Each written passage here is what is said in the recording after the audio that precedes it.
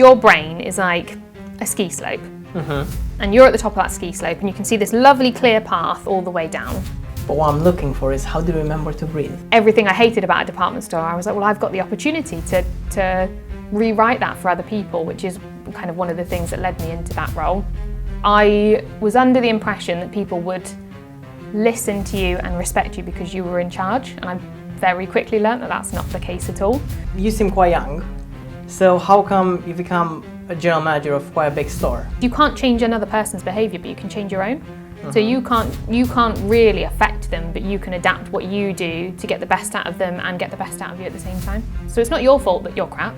It's my fault. So what's the difference between yoga and laughing yoga? So yoga is about stretching your body and balancing, and then laughing yoga is where you basically have to. And this area manager role came up, and I got it, and I was like, great, covering the whole of the UK. This is going to be lovely, and I hated it. I used to want it to be that I was the most well-known, successful retailer, adored by everyone, on the front cover of all the magazines.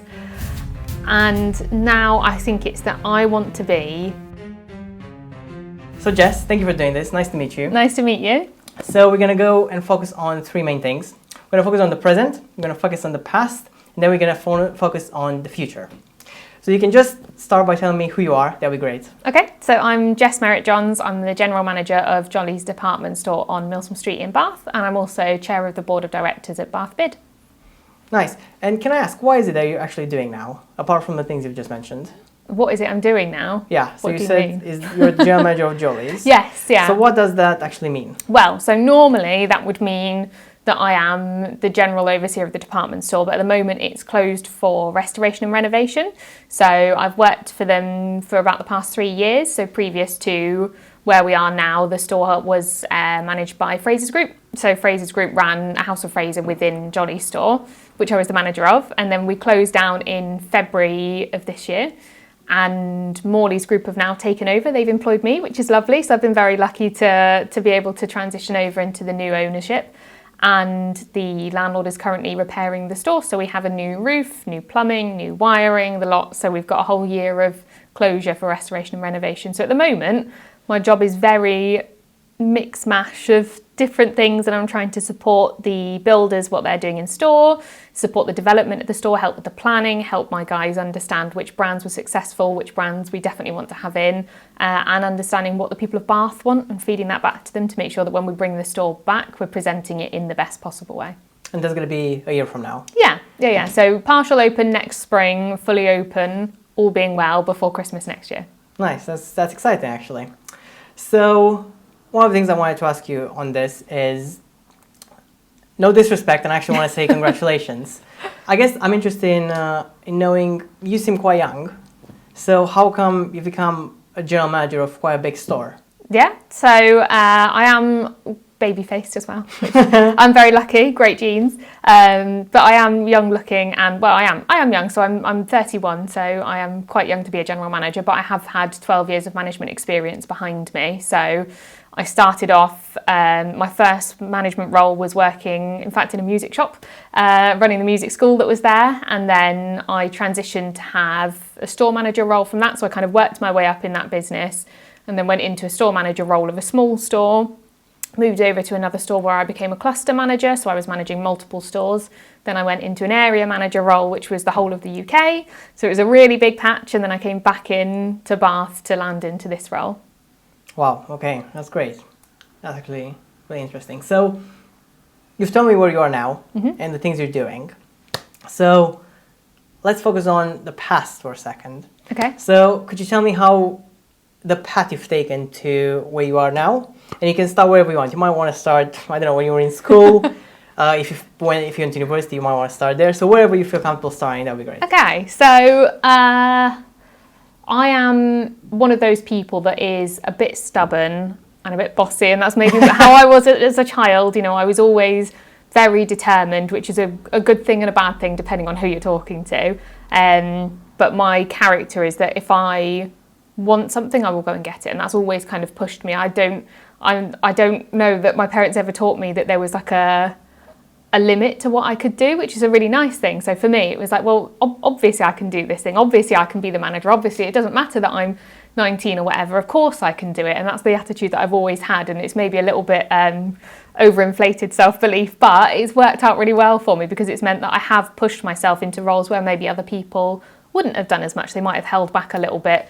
But I don't have that kind of fear. I think I'm one of those people that thinks you've got nothing to lose, so you might as well do it and hope for the best. So I started off, I did my GCSEs at school, went really well. I was a high achiever, and then I went into A-levels and I started getting into a position where I was like, I don't know that this is for me. So I did the first year of A-levels and then went into Bath College and studied fashion and textiles. But again, I was kind of struggling to find the relationship with the teachers there. It was like I didn't agree with them and they didn't like that. So I can't not speak up in my personality. I can't not say things if I think that they're wrong, and that didn't always work very well in a position where teachers are telling you something and they don't want to be disagreed with. So I found that dynamic quite difficult. And then I moved out of home quite young, so I was 16 when I moved out, and then from there I kind of had to get into a role. So I got my first role in retail. I was a sales assistant at Luca and I absolutely loved it. Obviously working with fashion, that was something that I was very keen on, so I got to work with clothes and that was really nice. And again, kind of forced my way into a visual merchandising role there because I decided I wanted to do it and therefore nothing was going to stop me. So I got into a visual merchandising role there, and then I moved on to Debenhams, which was a big department store that's obviously closed down 2018. I think they shut down all of their stores. And I was a visual merchandiser there, but it was an awful experience. Like I had a really bad manager, like really just the worst I've ever known. And the dynamic in the store was really horrible. And, you know, I was only there for maybe 8 months, but it was one of those things that I went, oh my God, this is awful. Why would anyone want to work in a department store? So that kind of maybe led into when I saw the role at Jolly's come up, I thought, I can fix this. I can do right the wrongs that were done to me. So everything I hated about a department store, I was like, well, I've got the opportunity to rewrite that for other people, which is kind of one of the things that led me into that role. But then I got my back to Debenhams, I got my job as the supervisor in the music school, and then again worked my way up, and I didn't have that barrier of I can't do this. That was when I went into the management role. I took over the school, I started teaching other people, and being 19 and being a manager of people that are older than you and people that are musicians. I don't know if you've ever had to work with musicians. No. But they are some of the most difficult people you'll ever have to work with. Lots of very talented, lots of very lovely, but also some that don't want to be told what to do. So that was a real kind of throw in at the deep end for me as a manager. I was under the impression that people would listen to you and respect you because you were in charge. And I very quickly learned that that's not the case at all. Just because you say you're a manager, just because that's your job title, doesn't mean people will do what you ask of them or listen to what you say or have any respect for you whatsoever. So that was really a hard lesson, but a really important lesson. And that's definitely shaped how I am now as a manager. So then I left there and went and got my first job as a store manager. So I had my own shop, and there was no one above me apart from the area managers, but in my day-to-day there was no one above me, and that was a really nice, comfortable position for me to be in. Yeah, I bet. And there was some really good learnings from that role. So actually something that really changed how I approach things was I read the book called The Fish Philosophy. Do you know The Fish Philosophy? No, I haven't heard of it, no. Okay, so it's essentially this story about a woman who is taking over an office. So she's an office manager. She's in charge of all these people, and the dynamic's really bad. They've got high staff turnover. They've got low morale. Nobody wants to do their work. Nobody's committed to the job, and she's trying to figure out how she can change that. So she goes out on her lunch break, and she's sat having her lunch at this fish market, and it's smelly and cold, and the men there seem to be having a really nice time. They're like throwing the fish to each other and singing and laughing, and they've been there since 4 o'clock in the morning, and they're doing this work that's kind of awful, but they seem to love it. And she could kind of take away from that actually, even if it's bad work, you can have fun with it and it can then feel like good work. So in the Fish Philosophy, you get these 3 main teachings. So that was play, which is about having fun. Like not everything has to be so serious. And that again was a big thing for me. Oh, actually it's okay to have fun at work.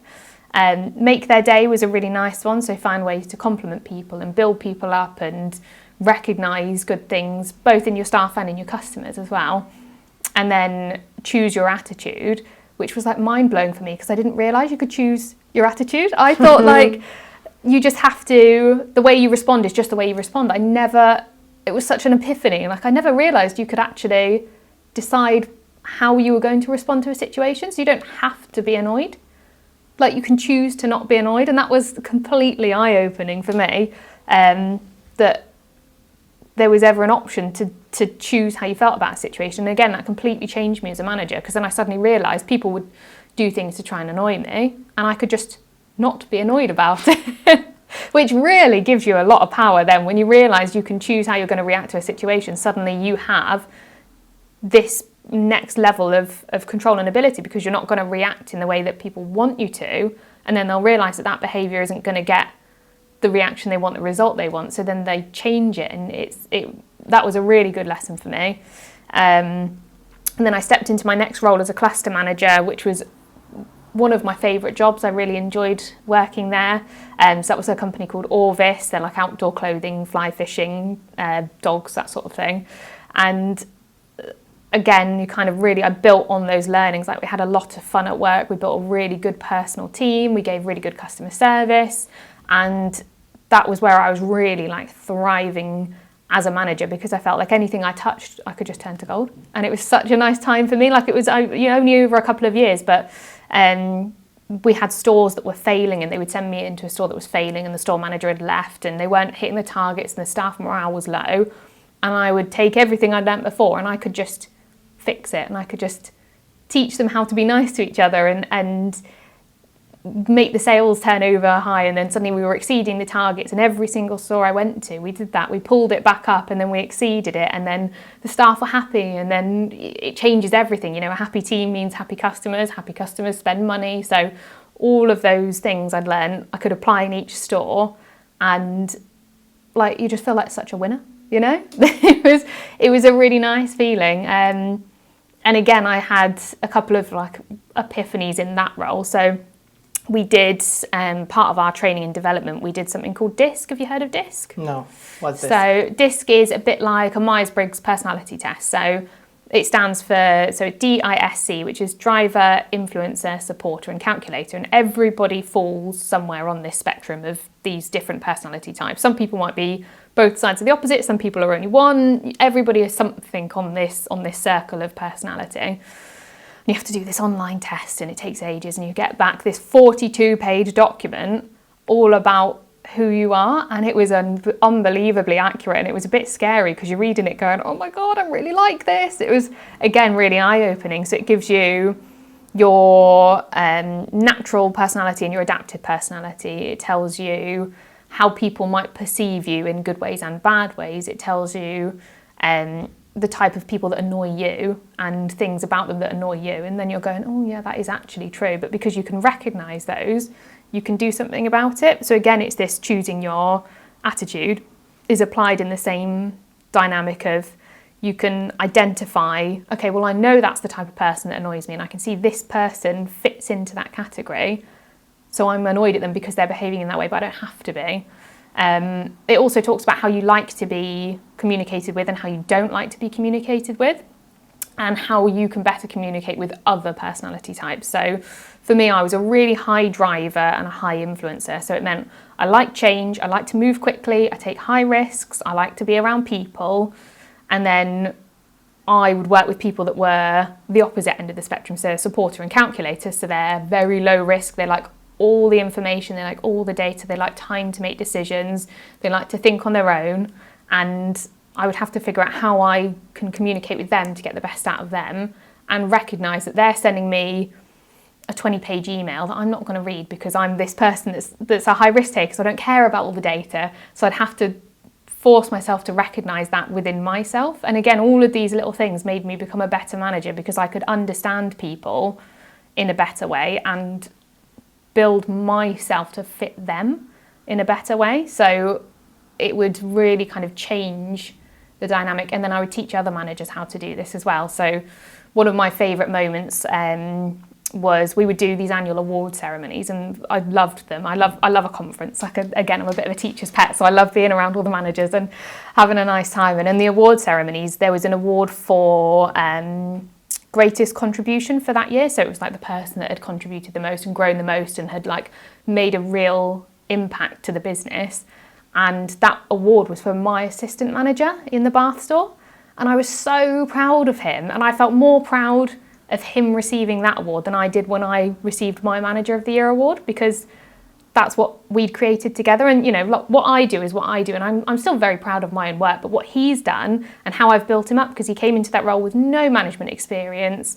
He was a bit of a pain in the arse, like, and he knew he was as well. And we would have like these headbutts where I would be trying to explain something to him and he wouldn't listen or wouldn't understand it or wouldn't get it. And like, he was making mistakes that I made when I was a new manager, and it was trying to train him out of those. So then he became everybody's favourite manager, and it was a really nice feeling to see that he'd been recognised for the work that he'd done and how he'd blossomed.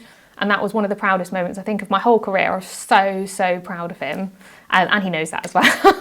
Because I phoned him up and he wouldn't answer because it was like 9 o'clock at night on a weekday. He was like, I'm busy. I was like, answer the phone.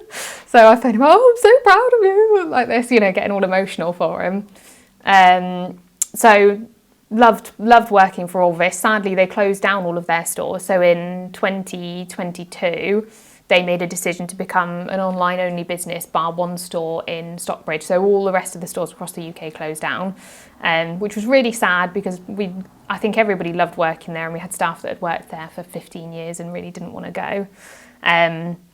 But from that, I then landed my area manager role. So I'd been kind of in training going up to this level of like, I want to be an area manager. That's what I decided when I worked in New Look.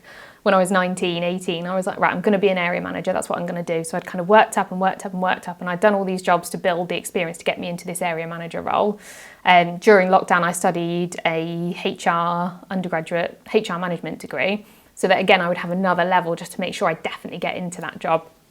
And this area manager role came up, and I got it, and I was like, great, covering the whole of the UK. This is going to be lovely. And I hated it.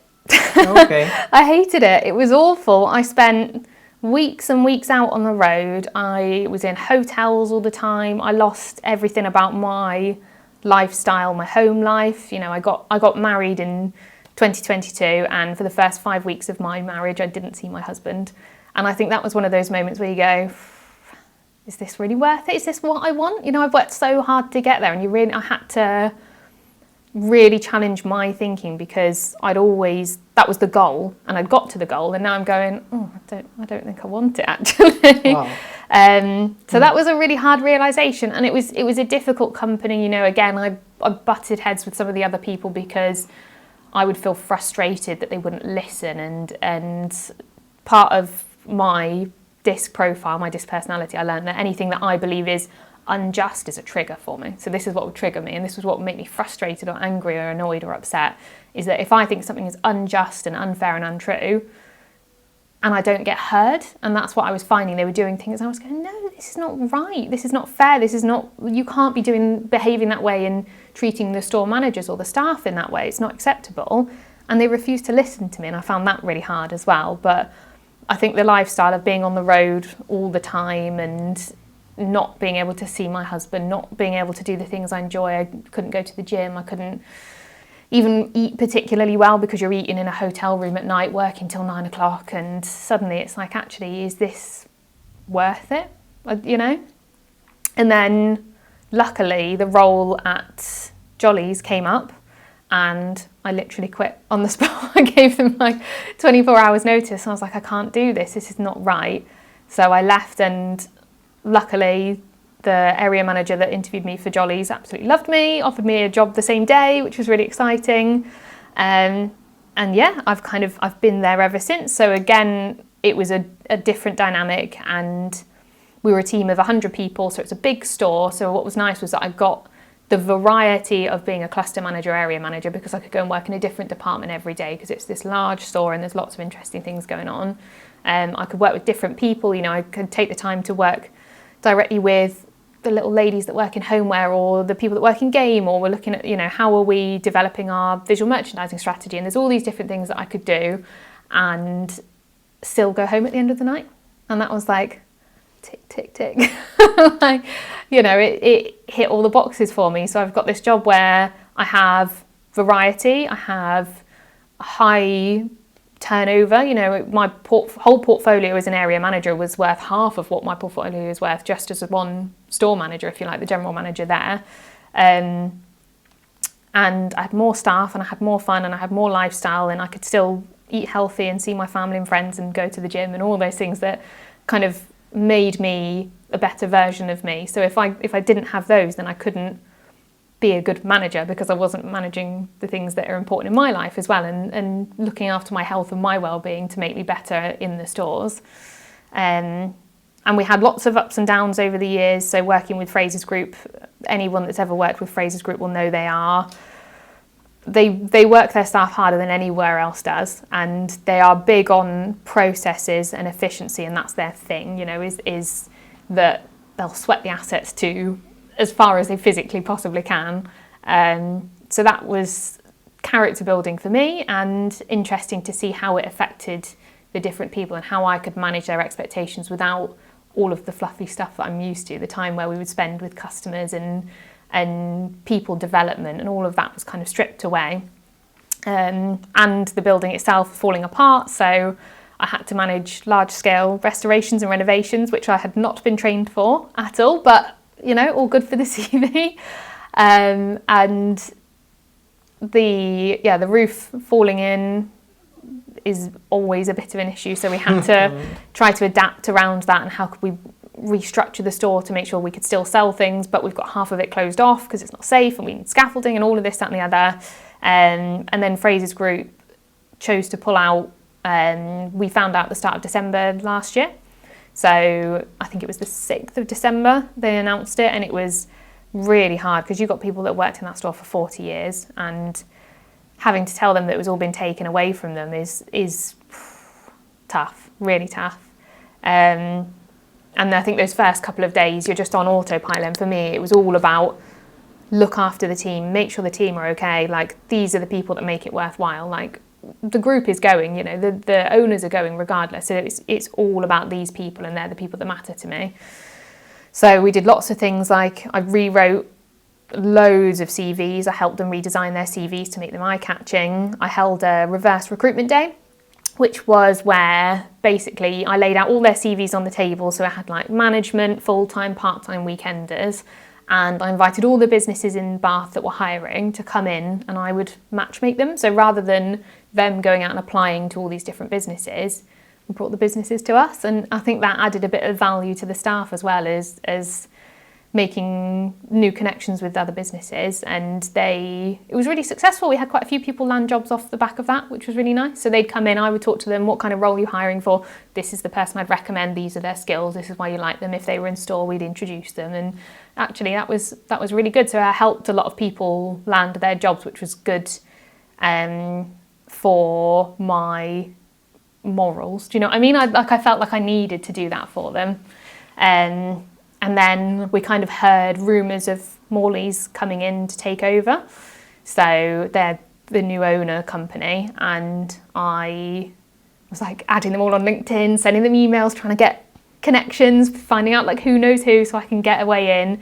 I managed to have a couple of conversations with them, and it looked like, you know, they were taking over, but it's not going to be until end of 2025, early 2026. So I'm still thinking, okay, well, I'm going to have to find a job in the interim, and I was helping them back and forth, and they were doing store visits and looking at what they were going to keep, what was going to go, and then they kind of figured out a way to find a role for me, which was really nice because I think it made me feel valuable and valued. I think they didn't want to risk me finding another job, so they found a way to offer me a job now, and I've been working for them since March. As I say, yeah. So at the moment it's all a bit up in the air because the store is going through restoration and renovation. We won't be open till next year.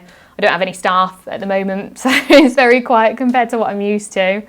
But that's I guess my story, if you like. It's a really interesting story, and as you were talking, I think I identified some points which I'm really interested on. So yeah, let's start when you began with your story, I think you mentioned for I think 8 months you were working for this manager, and you didn't like the person at all. Yeah. And then you transitioned and you became a manager yourself, and you tried to put things right. Yeah. So could you tell me some things that maybe the manager you had was doing that you are hopefully, I think you are doing them much better now? Yeah. So when I was working at Debenhams, my manager was very aggressive, very hierarchical, very shouting at people on the shop floor, like not a nice person to be around. She kind of ruled with fear. That was her thing. It was you wouldn't want to cross her because you knew she would shout at you and she would embarrass you and she would be not very nice to you. And I thought that was awful. I don't know why you would want to behave that way, but because of that filtered down, and then all of the staff that were working for her would feel that way. They'd feel fear and they wouldn't want to come to work and they wouldn't want to cross her and they'd be worried about doing things wrong and they'd be stressed all the time, and that would make them ill, and the whole dynamic wasn't very nice. And then you'd have people complaining about each other and it was all a little bit like bitchy, and different departments wouldn't talk to each other and wouldn't negotiate with each other, and it was like, oh no, you can't associate with them because they're from housewares or they're from the restaurant or they're from beauty. Like, we don't. It was very separated. So I only knew the people within the lingerie department, really, which was a really small part of the store if you think overall, because that's where I was working. And I thought it was, I mean, I'm a bit of a workaholic and I would skive off because I didn't want to have to deal with her, and that's not how I work and that's not how I am as a person. But it was just an awful environment. So when the role came up at Jolly's and I had that opportunity to go into a department store and fix those things that were done wrong to me, that was because I'd kind of sworn them off before. I've been like, oh God, why would I want to work in a department store? It's so awful. And then retrospectively, you can see it's awful because of her. It's awful because of the way the management hierarchy worked and the way that we never saw the store manager. I worked there for 8 months. I think I saw him once walking through the store, and that was it. So in 8 months, I saw him once. So that tells you that, like, they're office managers. They don't deal with the peasants on the shop floor. It was very segregated.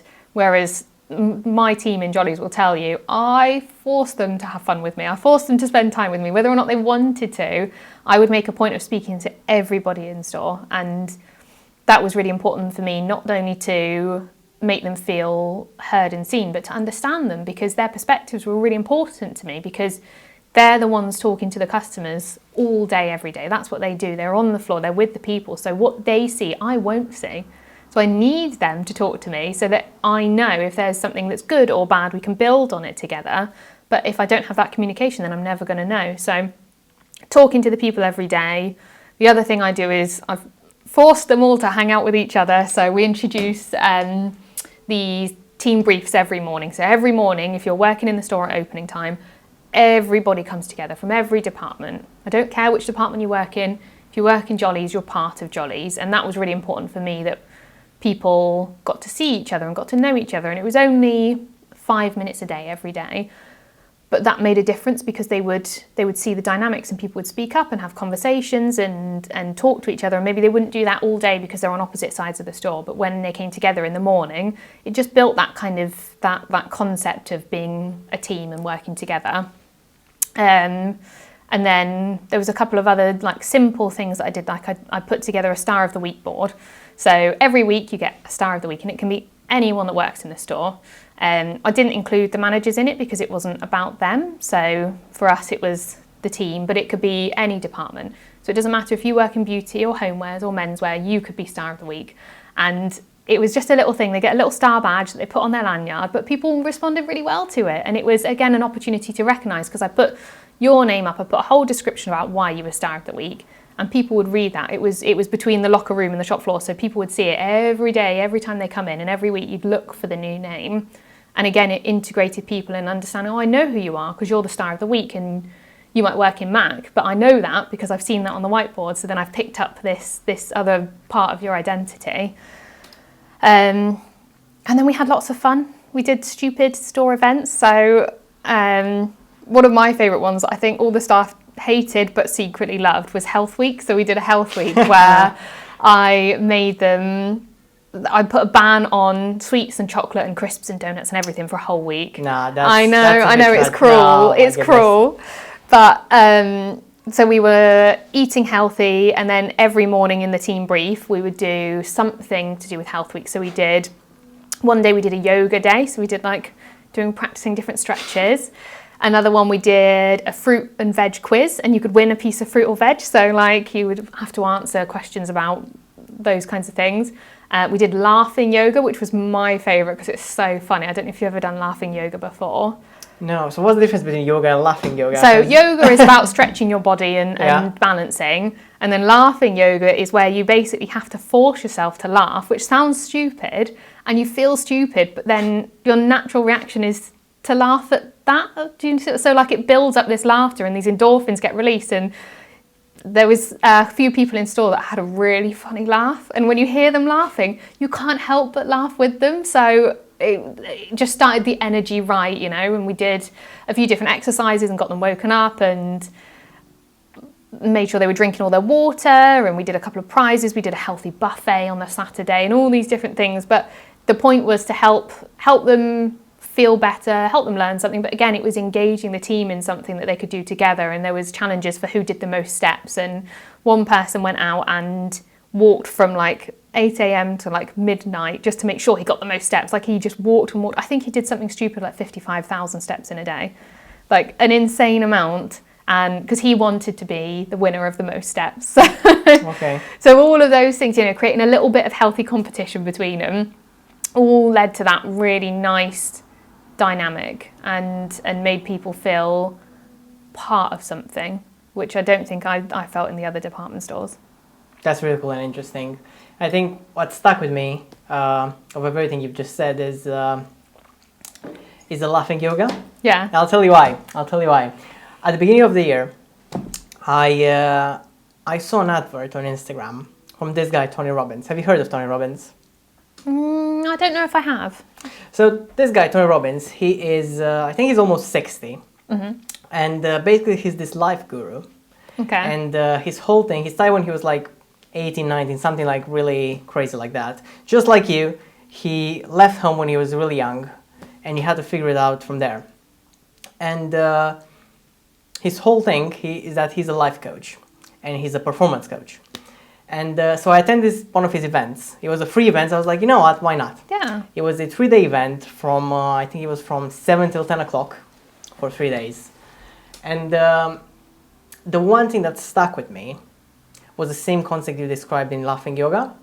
And that is, you mentioned laughing as the example used, and as the impact that, you release all the endorphins, and you make people feel better about themselves, and not just about themselves, but about the situation and everything else. And similar to that, he was just describing and trying to make us understand this concept of changing your state. Sometimes, for example, obviously you work with customers and you've got your employees, but when you work with customers, for example, you might sometimes that they're a bit confused, or they might not know whether or not they're going to buy the sweater or whatever. And the crux of it is, it all depends on the state they're in. For a customer, they might come in maybe just to look around. They might be sad. They might not be in a happy mood. So they might come in and they might look at an item, but realistically, they're probably not going to buy it, and they're in that sort of a state. Mm. But if they're in a happy state, or a more if they're in a happy state, basically, the whole state of mind changes. They're going to come in, they're going to look at a couple of items, and then they're going to buy the thing. Same for employees. They might be a bit sad, and sometimes obviously life happens, and they have to work maybe very early hours, and they have a life outside of it, maybe kids and stuff like that, and come in, and that has a direct impact on the customer. Mm. But obviously, that changes when you introduce something like laughing yoga, or just some sort of trigger that changes the state into call it a happy state again. And that then has a direct positive impact on the employees. And just like you said, when you discovered, right, I can choose not to not care about this, and I can choose how I feel. And then he introduced the laughing yoga, which was an even better exercise. The point I'm trying to make here is you can change the state you're in. And things like laughing yoga is actually like the perfect thing to do that. Yeah. One of the perfect things at least. And it's actually very interesting to hear someone actually like say these things out loud and to have them actually try it. Yeah. Oh, yeah, 100%. I really think it works. And people hate it because it feels awkward. So when you first do it, you hate it and you feel embarrassed and you're cringing at yourself because it's like, oh God, I sound ridiculous. But it does make you laugh, and then you do feel better, and you can't stop that kind of transition from it. So sometimes it's good to force those awkward, uncomfortable moments because of what you get out of it. And like you say, once you start off on that better foot, everything else improves. Yeah, and just as a personal example, I think during the 3-day event, the event would just start off with this guy doing some like sports exercises that you can do in your room. And then Tony Robbins would come in and he introduced the whole concept, and he said, right, every single day of this event, we're going to start the event, and he would play this song. I don't remember the name of the song. But anyway, he would play this song, not much lyrics to it, more like a drum and beat, maybe some sort of a music.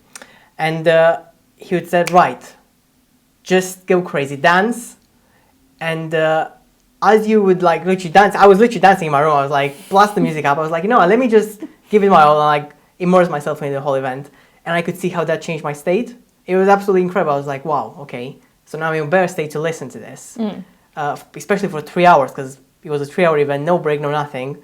And that's how the event would start. And then throughout the whole event, we would like do it a couple more times. It was like, okay, like I'm still in the state. And that's really cool. Yeah. Yeah. And that's, again, interesting to see that you've tried it. Yeah. You've tried it and it's worked. Definitely. I'm so sure like dancing and laughing and singing definitely makes you live longer. I'm so sure.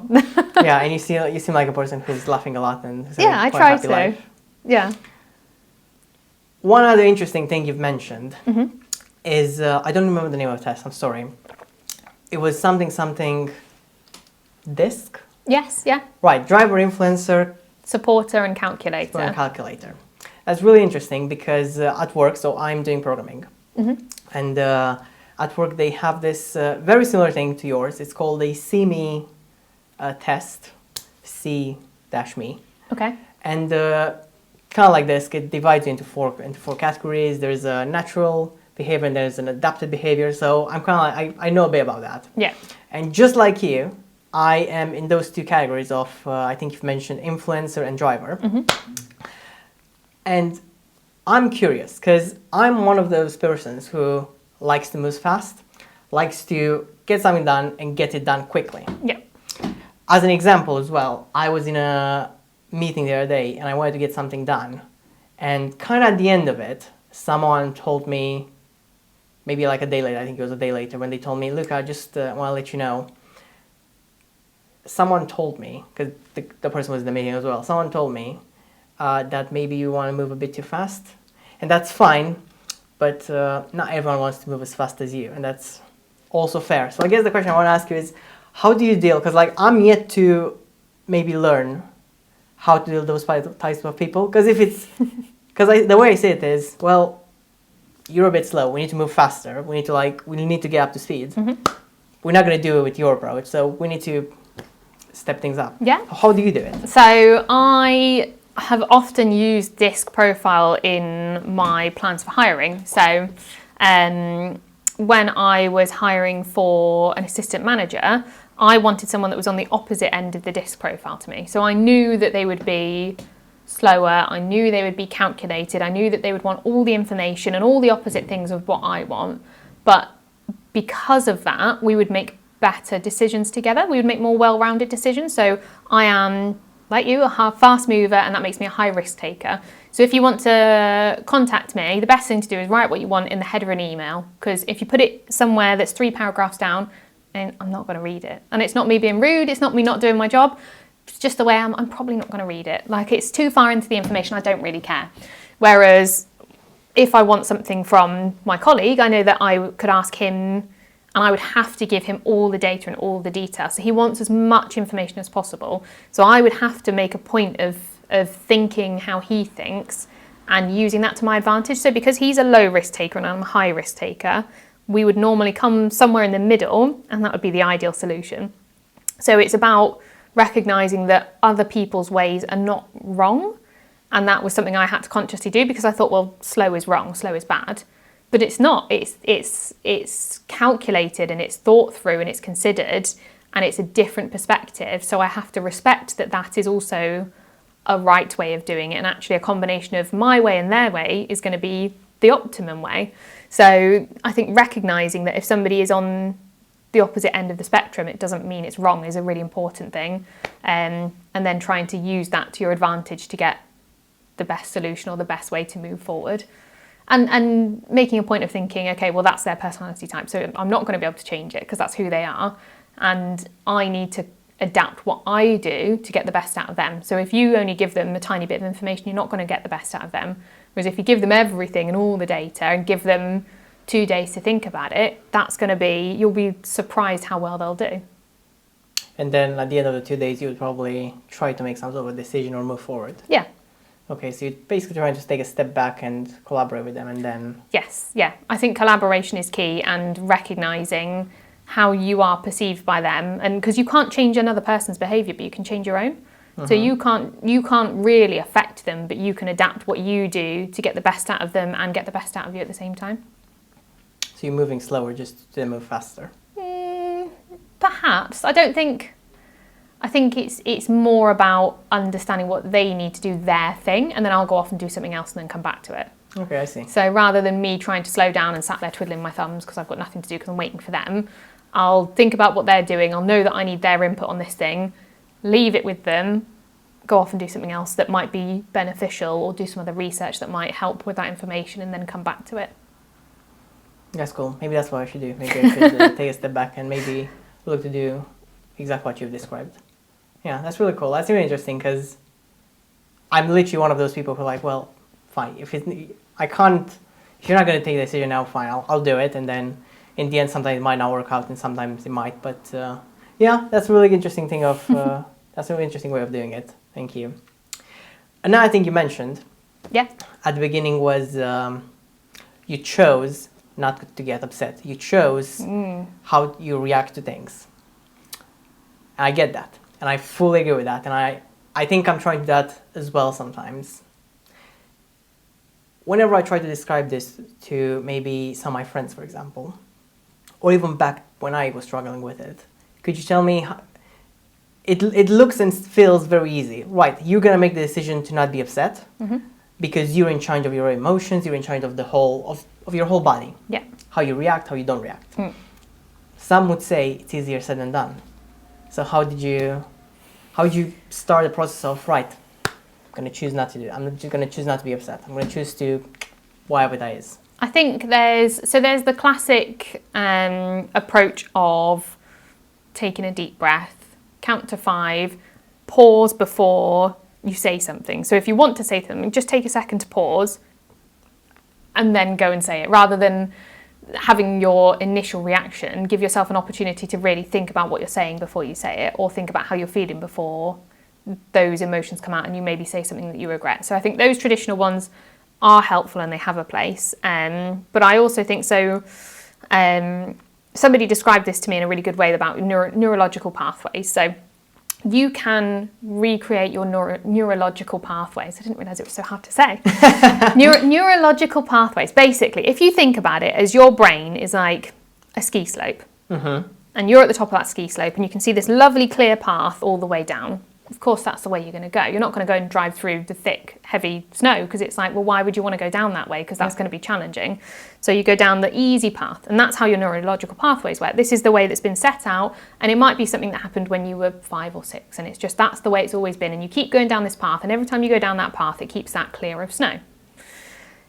If you make a conscious decision to go down the rough route, it's going to feel awkward, it's going to feel uncomfortable, it's going to feel wrong, but you make that decision and you do it and you force yourself down this route, and then you do it again and you force yourself down that route again, and then slowly the snow will start to part, and equally, because it's still snowing, it will cover up the other pathway, and over time you've created this new pathway. So therefore that then becomes the easy solution. So it takes a bit of work, but then that will become the easy slope for you. Does that make sense? So that's kind of how your brain works in terms of reactions and habits, and I think, the ski slope analogy is the easiest way for me to understand it. It's like, actually, it's there, it's easy, of course you're going to do it. It's going to feel uncomfortable, but you can make it easy. You just have to be persistent. That's a really cool analogy. Yeah. So you're at the top of a mountain. Yeah. Tell me this then. I'm gonna try and push back on this. Okay. You're at the top of the mountain. Tell me this. How do you trigger yourself to take the other road, to go down the other ski slope? I think that's where the pause is. Yeah. So when you take that pause and you take that breath and you count to 5, whatever you're doing, you're making a conscious decision to not. That's when you take that time to go, okay, I know how I want to react, but I'm not going to do it because I know this is a better result. So somebody's pissed me off and I know I could shout at them right now, but that's not going to do anything good. That's not going to make them feel better. That's not going to make me feel better, really. Like, I'll let out this emotion and I'll shout and I'll swear and whatever, but then at the end of it, they'll feel worse. I'll feel guilty because I've shouted at them. Everyone's going to be upset, and then we're going to have to spend ages rebuilding that. So instead of shouting at them, I take the time, I go down this other pathway, and I know I can say, oh, that's really upset me. Or, do you understand how I feel that way? Or I'm not really understanding how we're communicating. Let's try it in a different way. Those kinds of conversations, suddenly, that changes the entire dynamic, and it means that 1 5-second, 3-second decision that I've made has made everything else easier, as opposed to shouting at them and then I've got to deal with everything that comes after that. It works in relationships and friendships and family as much as in work. No, I believe that. So, gonna drill some more on this. Yeah. I was gonna ask you, what is that trigger? To which I think you would say the breathing. Yes, yeah, I think that helps, definitely. But what I'm looking for is, how do you remember to breathe? How do you remember? Because obviously, as soon as you put yourself in that state of, I'm going to breathe for a couple of seconds, and then I'm going to choose how to respond. You have to remember to do that, at the beginning at least. Yeah, so I think you can choose your attitude. You are a conscious being, you're not, you can be impulsive, but you are a conscious human being, so you can still make decisions even in the heat of the moment, even when you're feeling angry. This is what you've told yourself. You've had those conversations, you've had those thoughts, you've listened to this podcast, and you know that that behaving in that way is going to result badly. So even if you're feeling angry and you're feeling upset and you're feeling all of those things, you still know that in your head. That doesn't go away. It's still there. So you just have to be conscious and be present and choose to do those things. And it is hard, but everyone has the ability to do it. Everyone. Let's do a scenario here. So say, for example, you're really angry at me, and say you haven't built your new ski slope yet. Yeah. But you're about to. Yeah. But you don't remember to breathe. Okay. So you start shouting at me, then suddenly you realize, oh shit. Yeah. What am I doing? I said I would try to behave differently. Yeah. I said I would make a different decision, a better decision. And say midway through the conversation you realize that. Yeah. What do you do?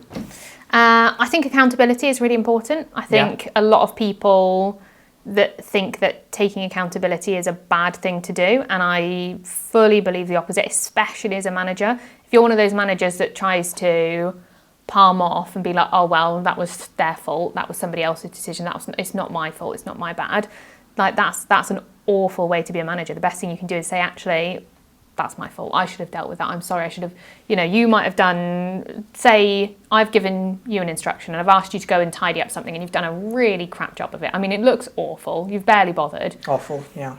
That's my fault because I haven't communicated it with you in the right way. So I'm going to find a way to communicate it better with you so that you understand my expectations. So it's not your fault that you're crap.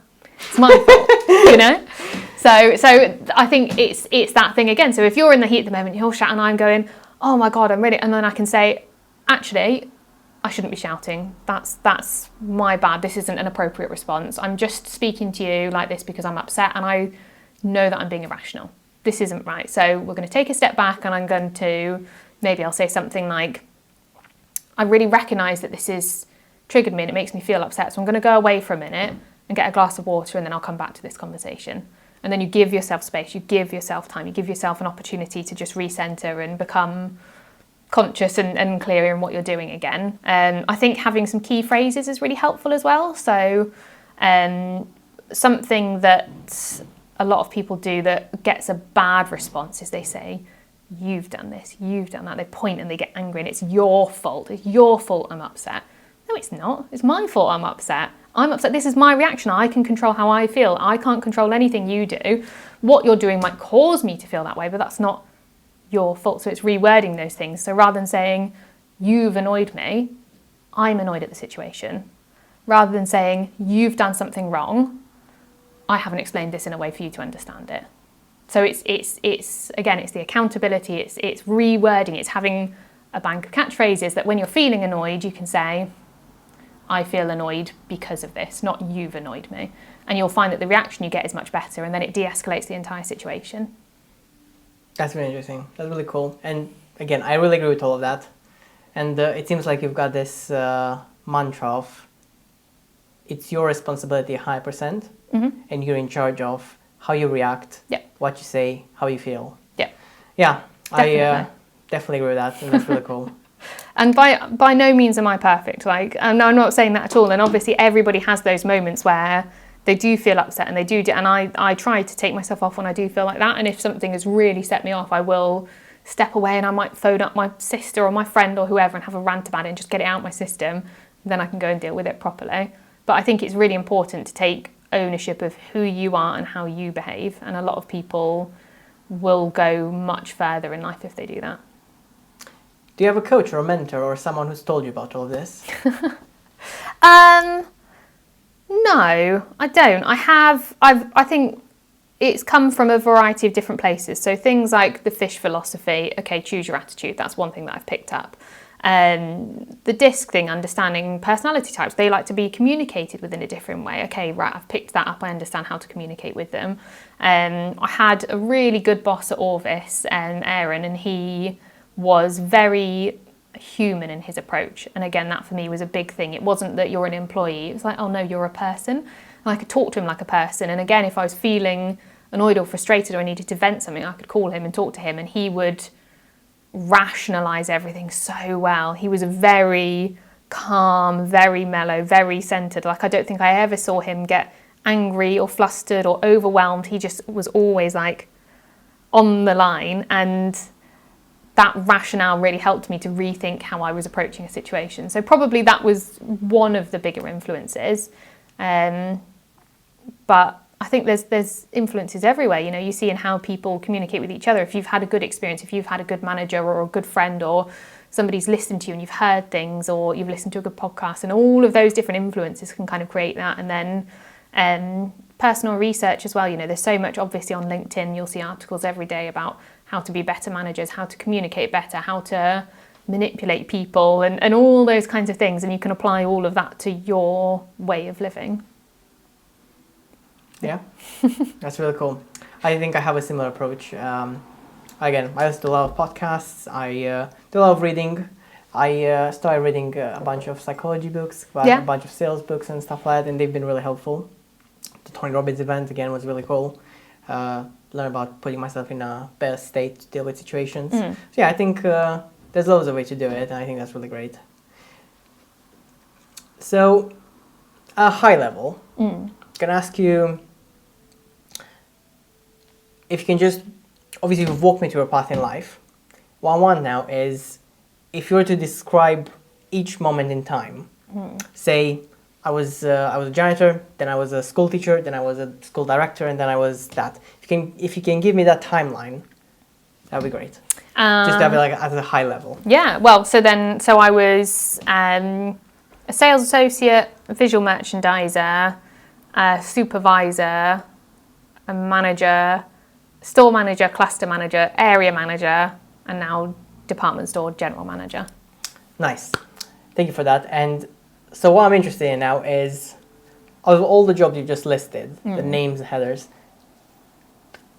what's one main takeaway you've got from them? What do you mean? So say, for example, life of someone who's doing a pentathlon. They might wake up, they might train for a bit, then they might eat, train again, and so on and so forth for like 5 years.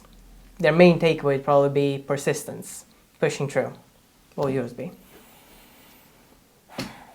I think adaptability is key. I think you have to adapt to every situation, every person, every scenario, every hierarchy. So you can't just behave one flat way in every scenario and every person. You have to tailor what you're doing to suit it. So when you are a supervisor, you have to listen to what your manager says, even if you disagree with it, because that's kind of their job. And you can tell them that you disagree with it, but you still have to kind of do what you're told. So whereas when you're a manager, you can kind of bulldoze a little bit more if you want. So you have to consider who you're talking to and how to get the best out of them, and then adapt to that situation. So a bit like the personality thing, adapting to who you're talking to so that it's in their style, not your style.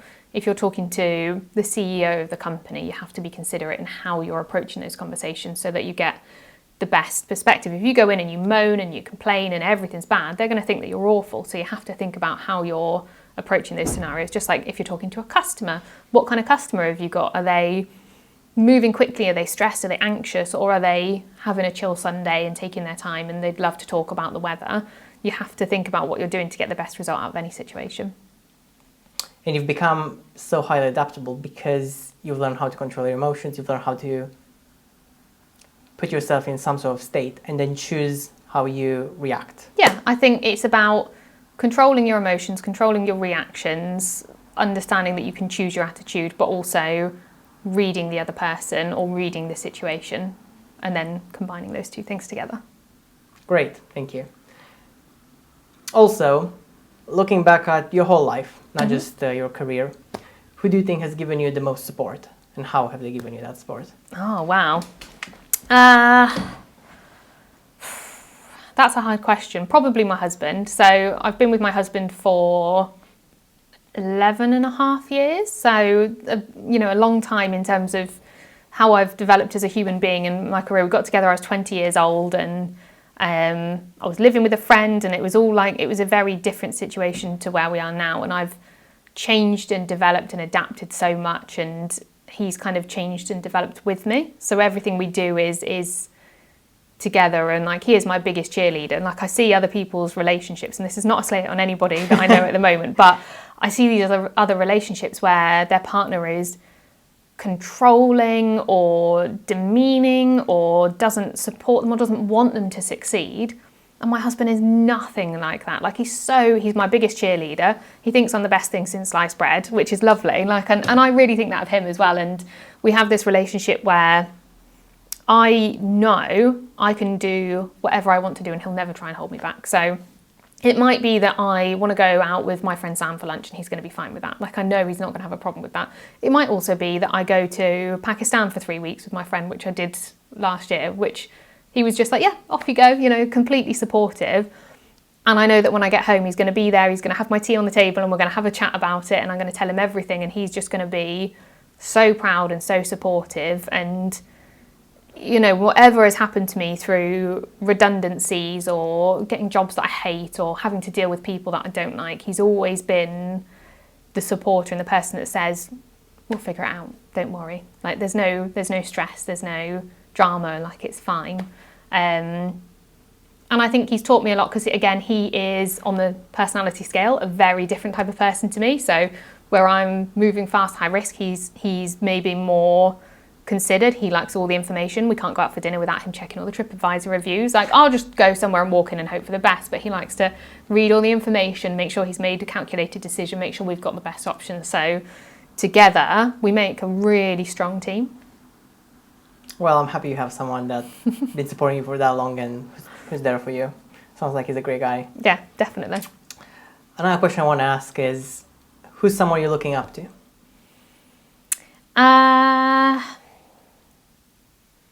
I don't know. I don't think I have I don't tend to idolize people particularly. I think that kind of comes back to this idea that we're all on a level playing field. I think everybody is as capable as the next person and what you do or choose to do is your decision and your decision alone. And of course we are products of circumstance and different things will affect people, but I still believe that everybody, or I strive to believe that everybody has opportunity to succeed. So I don't know that I have one person. Maybe my mum a little bit, because she is always learning and she's always wants to learn, and even in her 70s, don't tell anyone I said that, she still wants to learn, and she still wants to try new things, and she's still like, she's not afraid of being taught something. And I think that's something that's very aspirational. Like, a lot of us will think, especially I think as you get older, it's this mantra, isn't it? The older you get, the more you realise you don't know.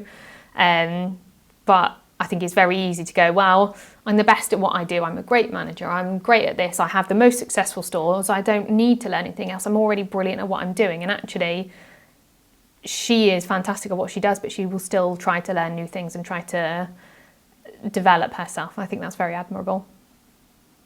I can relate that to my own mom. I think she's the same. She started off as I don't remember her first job, but she worked for some sort of a bank, and then she transitioned into working as a teacher, and then she became a nurse all of a sudden. So yeah, this drive to learning things, yeah, can definitely relate to that to some degree. Yeah. Let's look at the future now. Okay. It's gonna be one question. Okay. And then we're gonna wrap it up. So, you ready for this? Yeah. What do you want your success story to be? What do I want my success story to be? I used to want it to be that I was the most well-known, successful retailer, adored by everyone, on the front cover of all the magazines. And now I think it's that I want to be that person that people look back on and say, they gave me a chance, they helped me succeed, they taught me the important lesson. So, like people say, there's always that teacher at school that will, you know, if you're a naughty child and you're misbehaving and all of this is going on, there's always one teacher that will help you get through it and you remember them for the rest of your life. And I kind of, maybe that's a bit of a stretch to be that person, but I want to be one where people look back and actually say, you made a difference to me. You made a difference to my life. And particularly in something like a retail store environment where I had that really bad experience, I want people to go back and go, I loved that job. I loved working for you. You were a great boss because you allowed me to be myself, to express myself, to try something new, to develop, even though I was X, Y, or Z. You know, I'm not, again, it's a level playing field. I want to give people a chance to be the best version of themselves. And if I can do that and they can remember me for that, then great. Sounds really cool and interesting. And I hope, from what you've been telling me, you're actively doing that. I think you're already making an impact on people. For example, was the person a bartender? No, he was a bartender. Oh my God, I'm thinking about pubs now. Who received the contribution award. Oh yes, yeah. The assistant manager. The assistant manager. Yeah. Bartender. What am I thinking? Yeah, so you've already made a contribution on others, and I think that's great, and I congratulate you for that, actually. Thank you. There's, now I know a bit more about you. Mm-hmm. There's a great book. I'll get it for you next time we meet, maybe. Well, definitely, hopefully. It's called Multipliers. Okay. By Liz Weissman, I think. Okay. And she talks about how in companies, everywhere you go, there's two types of people, multipliers and diminishers. And without going too much into detail of that, it seems very much like your multiplier. That's a really positive thing because multipliers generally have a positive impact on people. They know how to deal with certain situations. They're adaptable, and it seems like you're that kind of person. That's absolutely amazing. Or they being a diminisher, like maybe the magic you described early on. So I'll get you that book because it's a really cool book. It's really interesting, and I think you'll like it. Thank you.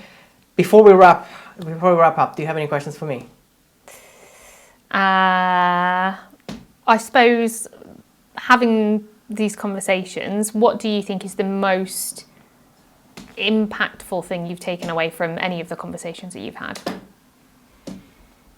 That's a really good question. It's a bit deep, sorry. It's a bit deep, yeah.